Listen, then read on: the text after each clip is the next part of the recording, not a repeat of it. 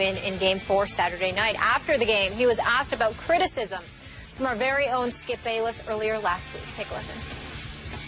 I mean, he can say what he wants to say. I think what I do speaks for itself. You know, I'm not a guy that's gonna come out here and talk about, you know, I do this and I do that, or I've done this and I've done that. I personally don't even think Skip Bayless has probably watched a full game of ours, you know, to even make a comment. So it is what it is. It's always going to be people that, you know, just make those type of comments just because that's who they are. But I'm proud of what our team has done this season, and, you know, that's the bottom line. Skip, what's your reaction to that? Stephen A., obviously on my side, this is nothing personal against Damian Lillard. We've had him on the show a couple times. Nice young man. He is humble. He doesn't speak highly of himself when he's on camera. But I stand by what I said last week after Game 2 at Golden State about Damian Lillard. I believe Portland should be up 2-1 with Game 4 tonight in Portland. They're not, because Damian Lillard, and we know he can score in big bunches. He was not there when his team needed him most in the fourth quarter of Game 2 back at Golden State, which prompted my comments of the next day. Obviously, on any given night, Damian Lillard can go Steph on Steph's team. He's had explosions against Golden State during the regular season. He had 51, he had a 40-point game, he had a 38-point game, he had 40 on Saturday. But it's almost like indicting him further as to what I criticized him for. Because in Game 2's fourth quarter, if I may refer to his very popular and terrific commercial, he wasn't dropping dimes, he wasn't dropping threes, he wasn't dropping anything but the figurative ball when his team needed him most. He had scored 25 through 3 quarters of Game 2, again against the Steph-less Golden State Warriors at Golden State. In the fourth quarter of that game, Damian Lillard went 0 for 3, 0 for 2 from 3. He had 1 assist in the fourth quarter, and he had 1 rebound. I don't get it. Damian, I watched that game. You're right about this, because we're on the East Coast. I don't get to see the finishes of all the Portland games when they're playing at home or on the West Coast. It's just too hard on us, at least on me. Got to get up at 5 Eastern time. But I saw the end of Game 2, and I saw the end of a whole lot of games this year, and there was a reason that Damian Lillard didn't make the All-Star team this year, which was pretty shocking. He can be wildly inconsistent. He can explode on people on any given night, and then there'll be a random night when you'll say, gee, where were you? Stephen A. Smith made a great point in his defense the other day. You said, hey, he's just not big enough. What is, do we call him 6'2"? Is that what we give him? Yeah. About 6'2". Now, Steph's only 6'3", but Steph is about as special as we have ever seen at 6 feet 3 inches tall. He is the most special I've ever seen. But at 6'2", there are nights when Damian is limited in what he can do, and some nights he's just not there when really needed. I thought without Steph on the floor in Game 2, remember, they were up 11 going to the fourth quarter that night. Up 11 at Golden State. They should have closed that deal because their best player, Damian Lillard, should have closed that deal. They lost that game by 11. That was just wrong, and I couldn't help it. I just react to what I see, and the next day, I told you on the show, I couldn't see Damian Lillard down the stretch of the fourth quarter of Game 2 at Oakland. Couple of things before I get into the Damian Lillard comment. Let me say something that I've never said on this show before. I mean, some of these reporters, they should be ashamed of themselves. And the reason why is because First Take is not the only show that debates what we see. And, you know, they pick and choose when they want to bring up somebody's name because you've got reporters trying to make other reporters in the newsworthy figures. Yeah, we're personalities, I guess. This is what we do, and we express our opinion. Last time I checked, that's how the industry has transformed to some degree. And so if you're quoting Charles Barkley, who's a Hall of Famer and an all-time 50 greatest player, all of that other stuff, that would be different. But to sit up there and quote Skip Bayless, it was clear that somebody was looking for a little something incendiary.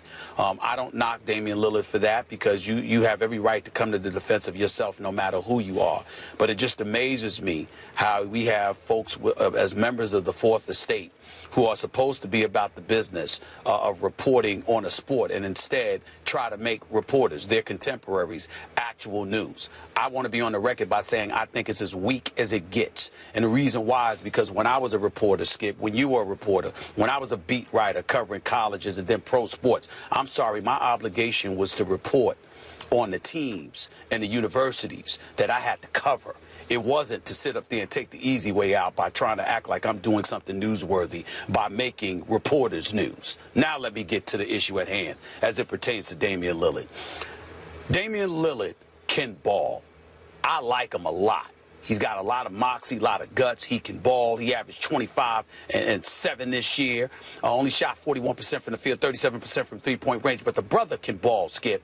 He's not an all-star, but it's not an indictment against him because he's got all-star caliber talent. The problem is so does Chris Paul. So does Steph Curry. So does Russell Westbrook. And there's but so many people at his position that you're allowed to pick. So really he's a product, or he's somebody who's suffering from the fact that his position is loaded with greatness. He has that ability. He's just not as consistent as those other guys are in terms of their contribution. But when you look at him, think about what he has done this year for the Portland Trailblazers. When LaMarcus Aldridge and everybody departed from this team, what did we think? We thought they were going to be destined for the lottery. And while Terry Stotts deserves a boatload of credit for the exceptional job he did coaching this team, we can't get away from the fact that it's been about Damian Lillard and to a lesser degree C.J. McCollum, the reigning most improved player in the game.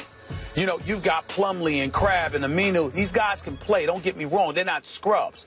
But they ain't somebody to write home about either. This is about Damian Lillard. This is his team. Okay, and so when you look at it and you look at the fact that he's the focal point, and you look at the fact that he's so undersized, and you look at the absence of expectation because of LaMarcus Aldridge, parting ways and what have you, to see what he did this year, dropping 51 on Golden State, dropping 50 on Toronto, doing the things that he's done throughout this season, especially showing up in big moments. It was a big moment the other night when you're down 2-0 and you need your star who's struggling in games 1 and 2 to show up. And this brother shows up on the court and drops 40 on you. I mean, that's a big, big deal. And so when I look at it from that perspective, again, I get where you're coming from, and I can't sit up here and summarily dismiss what you're saying as if you're wrong. Nobody should, Skip, because you point to the numbers and you point to the facts based on what you see. What I'm saying is I'm going to take it in context. Look at the arduous circumstances he has to face night in and night out, being who he is, with the game that he has, with limited help around him, and still doing what he did in the Western Conference, okay? Still doing what he did this year. I give credit where credit is due. So again, to me, the only thing that he said that might have come across as a bit incendiary was questioning whether or not you're watching the games, and I didn't think that was that big of a deal, Skip, because as you pointed out, being on the East Coast, we don't get to sit there and see all the West Coast games into the wee hours of the night, and we damn sure ain't gonna make an exceptional effort for Portland. But in the end, I have no problem with Damian Lillard coming to his own defense because he has every right to do it, because he has a game that backs it up. As inconsistent as he may be at times, the fact is at least he has that greatness in him to explode at a particular moment, because most guys in the league don't have that. Final point of order to your initial point. I'm pretty sure Damian was forced to respond to a question about me. Of course. So That's he didn't volunteer it. He didn't. Exactly. He didn't open up the session by saying, "I got something for Skip here." No. Exactly. Okay. So just that's for exactly the record. That's why I pointed out the stuff about the people who asked him that question, because they're trying to turn you into the news instead of letting his game speak for him. And it's pathetic because it's a weak way to get around the fact that, you know what, why don't you go out there and break some news stories? Why don't you do that? Well, I think Damian's going to be the news again tonight because I think he'll explode. And by the way, Skip, and by the way, I can say that because far be it for me to brag, but I've broken more than my share of stories in my career, so I can say such a thing to that reporter, whoever the hell it was. Yes, go out there and break some news instead of trying to make your contemporaries news. All right. Let's move on. What's going on, baby? That dude right there, you had better be cooperative. We ain't having this. I get all of that. Some of you folks out there are just nasty. Give the man a break. Your boy. Way to go, Jerry. Way to go.